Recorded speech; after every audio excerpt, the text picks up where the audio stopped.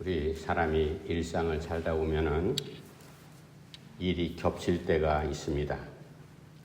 일이 겹쳐지게 되면은 당황하게 되죠. 어떤 일을 먼저 해야 될 것인가. 그래서 나름대로 우선순위를 정하지 않습니까? 이 일이 더 급하도 소중하다. 그래서 이 일을 먼저 하고 저 일은 조금 더 미뤄도 내일 해도 괜찮겠다. 그래서 내일 미루는 그러한 우리가 일을 처리할 때가 있습니다. 그런데 우선순위의 문제가 등장했을 때 사람들이 바르게 잘 판단해야죠.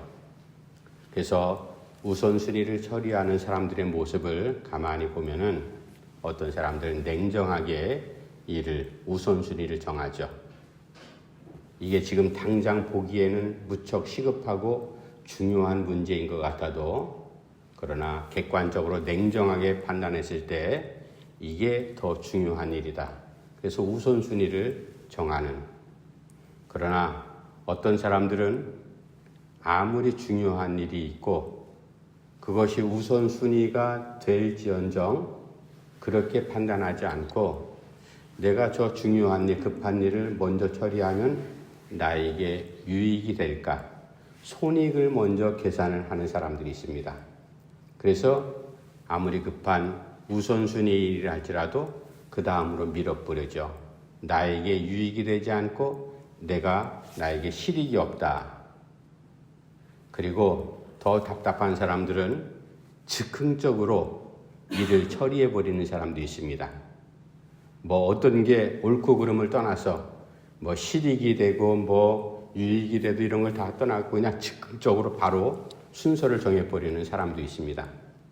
그러나 우리는 하나님 앞에 그리스도인으로서 우리가 어떻게 우리의 살아가는 삶 자체가 신앙생활이라고 한다면 우리는 무엇이 먼저이고 무엇이 나중인 것, 일이 갑자기 선호권이 갑자기 우리에게 다가올 때 우리는 당황할 수밖에 없습니다. 왜? 우리는 분명히 유한한 존재고 우리에게 한계가 있잖아요. 그래서 차분하게 믿음으로 기도하면서 하나님, 이 일이 제가 생각하기에는 소중하고 먼저 우선순위인 것 같은데요.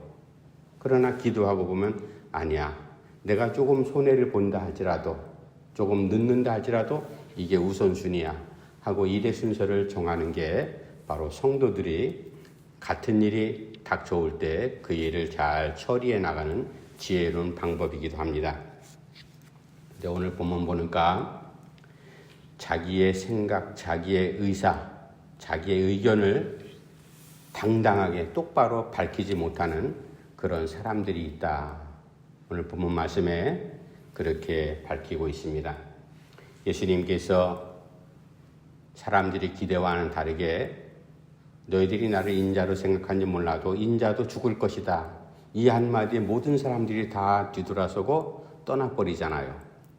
그런 가운데 바리새인들이 예수님 주변에 왔고 별 사람들이 다 있었지 않습니까? 근데 오늘 본문 말씀 42절, 43절 가운데 어떤 관리들 가운데 그들 가운데도 예수님을 믿는 사람들이 있었다. 그런데 그들이 예수님을 믿는다고 당당하게 그렇게 자기의 의견, 자기의 믿음, 신앙 고백을 사람들 앞에서 하지 못하는 그런 사람도 있었다. 우리도 그럴 때가 있잖아요. 내가 의견이 있고 내 주장도 있고 내 생각도 있는데 이것을 내가 지금 이 자리에서 공적인 자리에서 또 여러 사람들이 모인 자리에서 내 의사를 정확하게 밝히지 못하는 그러한 속사정이 있어요. 사람들이 나를 바라보면서 왜 가만히 있지? 자기 의견을 얘기해야 될 텐데 왜 주저주저하지? 그것은 그 사정과 배경을 사람들이 이해하지 못하면 그렇게 단순하게 판단할 수가 있습니다. 물리적인 사정이 있을 수가 있고 심리적인 상황이 있을 수가 있습니다. 그래서 우리가 살아가면서 여러 가지 관계성 속에서 살아가잖아요. 내가 분명히 이 의견을 내가 이야기를 하고 내 의사를 밝히면 상대방하고 나하고 관계가 틀어질 텐데 여러 가지 조건들이 많이 있고 관계의 함수들이 있기 때문에 자기의 의사를 정확하게 표현하지 못하는 그러한 어려운 문제에 우리가 봉착할 때가 있습니다. 그러나 적어도 아무리 바리새인들이나 관리들이라 할지라도 예수님을 그리스도라고 고백하는 것은 신앙의 문제고 종교의 문제잖아요. 그럼에도 불구하고 현실이 그 관리들 가운데 예수님을 믿는 사람들이 여럿 있었지만 공적인 자리에서 나는 예수를 그리스도라고 고백한다. 이렇게 얘기하지 못하는 그런 사람들이 있었다. 그래서 오늘 본문 말씀 42절, 43절 단 2절 말씀이지만 우리가 이러한 부분을 깊게 말씀을 묵상하면서 혹여 나도 그러한 자리에 내가 서지는 않을까? 그러한 섰을 때도 있었을 테고 앞으로도 그런 자리에 우리가 다다르면 나는 어떻게 할 것인가? 이러한 부분을 우리가 신앙으로 우리가 말씀 앞에서 다시 한번 고백하면서 우리의 신앙을 다시 결단하는 시간이 될 수 있기를 바랍니다. 그렇다면 왜 예수님을 믿는다고 당당하게 이야기하지 못할까? 오늘 본문 말씀 42절, 43절 2절 말씀이지만 이 말씀을 통해서 그 배경을 한번 살펴보도록 하겠습니다. 첫 번째 42절 말씀에 두 가지 이유가 나오는데 42절 말씀 우리 다시 한번 읽어봅시다. 시작. 그러나 관리 중에도 그를 믿는 자가 많되 바리새인들 때문에 드러나게 말하지 못하니 이는 출교를 당할까 두려워함이라. 아멘. 첫 번째, 나는 저 예수가 그리스도인 것을, 메시아인 것을 나는 믿습니다 라고 그렇게 얘기해야 되는데 이야기를 하지 못한다는 거죠.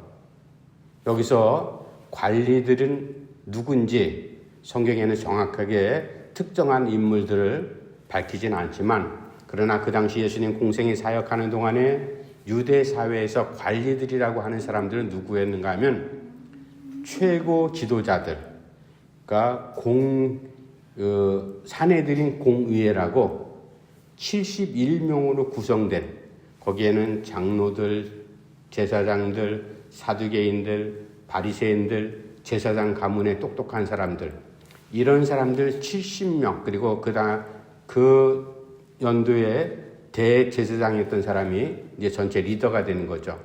71명의 사내들인 공의회라는 게 있었는데 최고 의결기관이에요.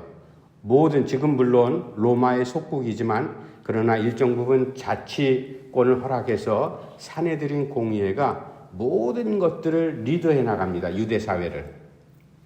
그 사람들 가운데 바로 관리들이라는 그러한 고위 공직자들, 백성들의 리더를 하는 그러한 지도자들 가운데 예수님을 그리스도라고 믿는 사람도 많이 있었다. 그 수가 얼마나 되는지 모르지만 70명 중에 많은 수가 있었다는 건 상당한 수가 있었다는 거잖아요. 그런데 그 사람들 가운데 나는 특별히 바리새인들이라든지 뭐 장로들이, 제사장들, 이런 사람들 다 예수님을 정적으로 삼고 그렇게 배척을 하잖아요. 분위기 자체가 유대 사회가 예수님을 그리스도로 메시아로 인정하지 않는 그런 분위기입니다. 그럼에도 직간접적으로 예수님에 대해서 들었고 가서 말씀을 이제 들었고 기적을 치유하는 그러한 병자를 치유하는 현장에도 저들이 이제 있었기 때문에 저분이 정말로 하나님께서 우리에게 보내시겠다고 하는 그리스도 메시아가 맞다. 그렇게 해서 믿는 사람들이 있었어요. 그럼에도 불구하고 예수를 메시아라고 나는 그분을 믿습니다라고 대답하지 못하는 첫 번째 이유가 뭔가 하면 바리새인들 때문이다. 바로 그런 얘기예요. 바리새인은 우리가 잘 알듯이 바리새인은 예수님께서 공생의 사역 처음 등장할 때부터 마지막까지 예수님을 괴롭히고 결국은 죽였던 그 장본인들 아니겠어요? 바리새인들은 유대 사회에서 모든 백성들에게 직간접적으로 실제적인 영향을 미치는 그러한 그룹들입니다. 모세 율법과 그리고 저들이 이제 생각하는 토라, 이런 것들을 다 해석할 수 있는 권한이 있어요. 해석을 해가지고 백성들에게 회당에서 주일마다 안식일마다 가르치죠. 그리고 심지어는 음식은 어떻게 먹어야 될 것인가. 그러니까 실제적인 실생활의 모든 전반적인 부분을 정치, 경제, 율법, 종교 할 것 없이 다 관여하는 사람이 바로 바리새인들이었어요. 그러니까 유대 백성들이 눈치를 안 볼 수가 없잖아요. 왜? 실제적으로 자기들한테 피해를 주니까. 그리고 자기들의 모든 생활을 이렇게 저렇게 좌우지하는 사람들이기 때문에 바리새인들의 눈치를 제일 많이 봤습니다.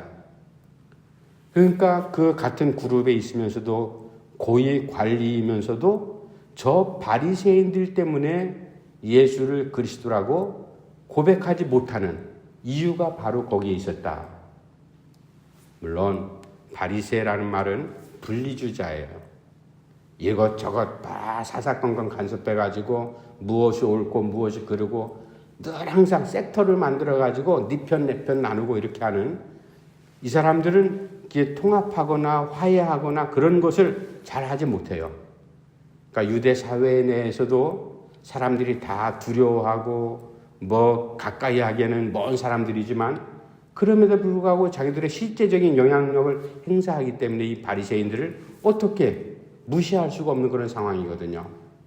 그러니까 같은 그룹에 있으면서 같은 고위직이면서도 불구하고 바리새인들 때문에 예수님을 그리스도로 고백하지 못한다. 우리가 이 말씀을 좀 더 다시 한번 나와 접목해서 한번 생각을 할 줄 알아야 됩니다. 어느 시대건 어느 모임이건 바리새적인 사람들이 늘 항상 있어요. 이 바리새인들의 특징이 무엇이죠? 외식하는 사람들이라고 예수님한테 계속 야단맞지 않습니까? 외식한다는 말은 한마디로 언행이 불일치가 된다는 거예요. 말 따로, 살아가는 것 따로, 생각하는 것 따로, 행동하는 것 따로. 그러니까 백성들이 뒤에서 다 손가락질을 해요. 거드럼을 피우고 아주 잘난 척을 하고 자기네들은 하나님께부터 받은 큰 어떤 특권 의식을 누리면서 그렇게 살아가는 모습. 예수님께서 비유로 여러 번 저 사람들 질타하지 않습니까? 이 바리새인들의 특징이 바로 외식하는 사람들이고 앞뒤가 맞지 않는 사람들이에요. 이런 사람들, 그 사람들 때문에 과일리들 주변에 많은 사람들이 예수님을 그리스도라고 공공연하게 말할 수 없는 그런 어려움이 있었다. 혹시라도 목사인 저도 마찬가지죠. 내가 혹시 누군가에게 바리새인 같은 역할을 해서 사람들에게 상처 준 일은 혹시 있지 않을까? 우리가 늘 항상 조심해야 됩니다. 나 때문에 저 사람이 예수 믿는데 걸림돌이 되지 않았을까? 나의 바리새적인 나도 알지 못하는 그러한 모습을 통해서 사람들에게 상처 주지 않았을까? 오늘 이 말씀을 통해서 하나님, 혹시 내 속에는 나에게는 이 바리새인 같은 모습이 없는지 이것을 잘 점검해서 있다면 하나님 지혜하시고 정말로 언행이 하나가 되는 믿음과 행함이 정말로 하나가 되는 그러한 신앙생활을 우리가 걸어갈 수 있도록 그렇게 도와주십시오 라고 기도해야 될 겁니다. 두 번째, 고위 관리들 가운데 예수님을 그리스도라고 고백하지 못하는 이유는 뭔가 하면 42절 후반부에 나오죠. 혹시라도 유대교에서 출교를 당할까 두려워해서. 그러니까 이스라엘 공동체 유대인들 자체가 유대 종교, 그 사람들이 다 같은 그러한 신앙, 유일신앙을 갖고 있잖아요. 하나님을 아버지로 고백하면서 자기네들이 나라가 피폐가 되고 로마의 속국이 됐고 늘 항상 하나님께서 우리를 구원하실 거야. 누구를 통해서? 약속하신 메시아를 통해서. 메시아를 그렇게 학수고대하면서 기다리며 살아가고 있습니다. 그런데 정작 하나님께서 때가 되면 예수님을 이 땅에 보내주셨는데 그 예수님을 메시아 그리스도로 고백하지 못하는 안타까운 일이 일어나죠. 정작 예수님께서 공생애를 시작하면서 여러 가지 개혁적인 그러한 일을 말씀하시고 병자를 치유하시고 진짜 센세이션한 그러한 일들을 유대 사회에 계속 지금 행하고 있잖아요. 그러니까 우리가 늘 항상 생각하듯이 바리새인들인 예수님이 굴러 들어온 저는 또 그 이상한 녀석이 우리 사회를 어지럽힐 뿐만 아니라 어지럽히는 건 아니죠. 치유해 나가는 건데 자기들 생각으로는 자기들의 기득권을 혹시라도 탐해서 우리의 자리를 위협할까? 바로 그거예요. 그러한 이 고약한 바리새인들. 그래서 처음부터 끝까지 예수님을 어떻게 하든지 몰아내고 없애버리고 죽이려고 그렇게 늘 항상 모의를 하고 시비를 걸고 그렇게 하잖아요. 이 바리새인들. 이 바리새인들이 행하는 여러 가지 일 가운데 이제 유대교를 이 사람들이 직접적으로 이제 그렇게 리드해 나갑니다. 왜냐하면 율법과 토라를 이 사람들이 해석하고 그것을 사람들의 실생활 가운데 다 적용을 시키고 그래서 이것저것 교리에 맞지 않으면 율법에 맞지 않으면 결국은 재판까지 합니다. 재판 결의까지 하죠. 물론 사형 언도는 못해요. 그래서 빌라도 총독, 로마 총독인 빌라도 총독이 사형 언도를 했던 이유가 바로 그런 정치적인 배경이 있습니다. 그렇지만 다른 모든 것들은 유대 사회를 다 끌고 나가고 판단할 수 있는 사람들이 바리새인들이거든요. 이 사람들이 일반 서민들에게, 일반 백성들에게 가장 최악의 상황으로 그렇게 판단하고 재판하고 벌을 줄 수 있는 것은 유대교에서 출교시켜버리는 거예요. 출교당한다는 것은 우리는 지금 이게 무슨 말인가 피부에 와닿지 않지만 한마디로 너 집에서 쫓아내버리는 것. 그러니까 마을 공동체에서 격리시켜버리는 거예요. 그러니까 안식일 날 되면 회당에 들어올 수도 없고 하나님 앞에 예배할 수도 없고 그뿐이에요. 사람들과의 관계를 다 끊어버립니다. 아, 저 사람 출교당한 사람이야. 고약한 사람이야. 하나님 앞에 큰 범법자야. 그러면 사람들이 가까이 하지 않습니다. 그렇게 되면요. 생활 자체가 완전히 무너져 버리죠. 경제적인 활동도 할 수 없게 만들었어요. 이런 사람들이 바로 누가 그것을 주도했는가 하면 바리새인들이 그런 일을 했다 이거예요.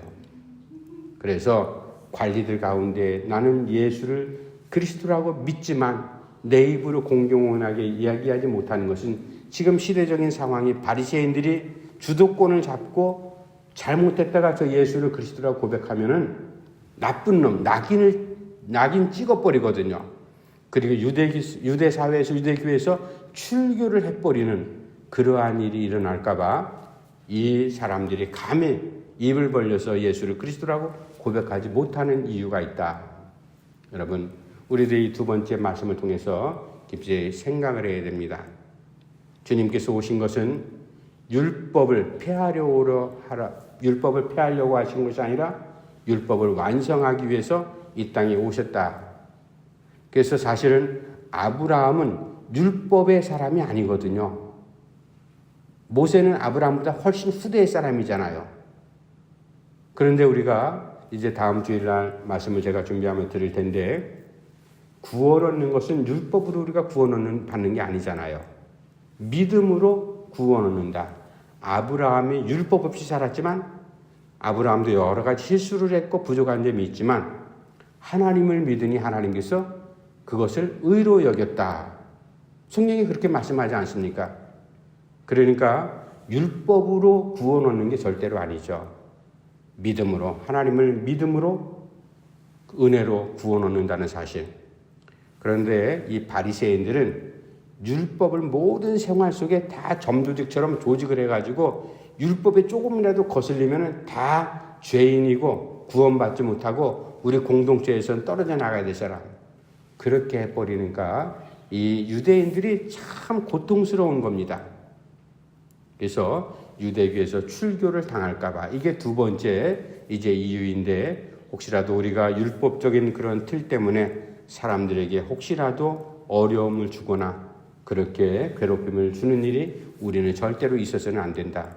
왜? 하나님께서 우리로 하여금 믿음을 주셔서 그 믿음은 우리의 모든 것들 율법으로부터 자유롭게 하시는 하나님의 은혜지 우리가 율법에 붙들려 갖고 살아가는 존재는 절대로 아니거든요. 그렇다고 해서 율법이 무의미하거나 우리에게 불필요한 건 절대로 아니죠. 우리는 자유롭게 되었기 때문에 우리가 율법을 그렇게 또 지켜나가는 믿음의 사람들의 신앙생활도 그렇게 걸어가야 된다.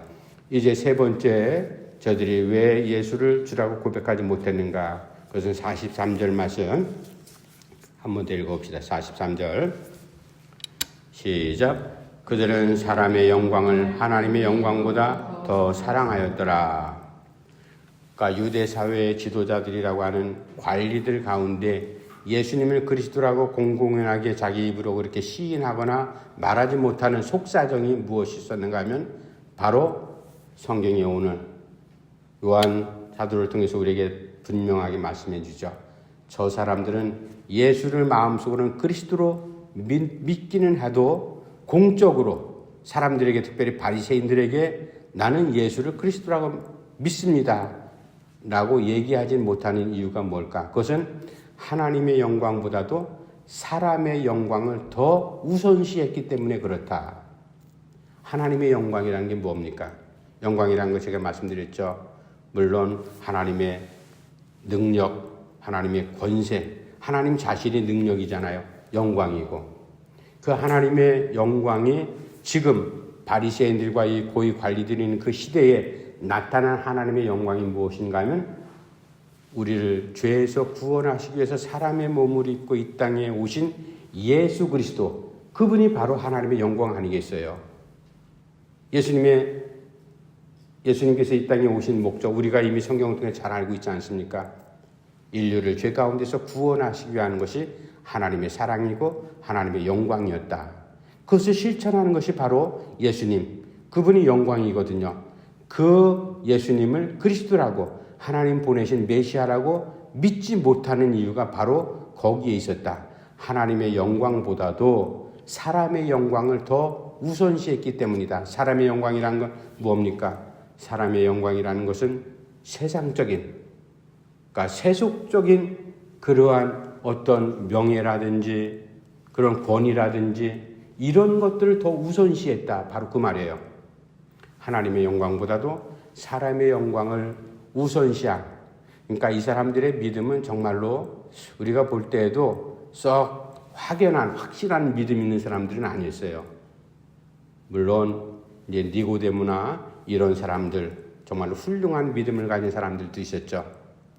그런데 여기에 오늘 본문에 나오는 예수님을 그리스도라고 고백하지 못하는 그 관리들의 이런 어정쩡한 신앙의 모습, 우리도 분명히 이 말씀을 통해서 내가 살아가면서 신앙인이라고 하면서 하나님의 영광을 먼저 구하는가 아니면 사람의 영광을 먼저 구하는가, 이런 부분을 다시 한번 하나님 앞에 내 신앙을 펼쳐놓고 우리가 하나님 앞에 대답을 해야 될 겁니다. 하나님, 사람의 영광 보기에는 좋아도 그것은 잠깐 있다 없어지는 것 아니겠습니까?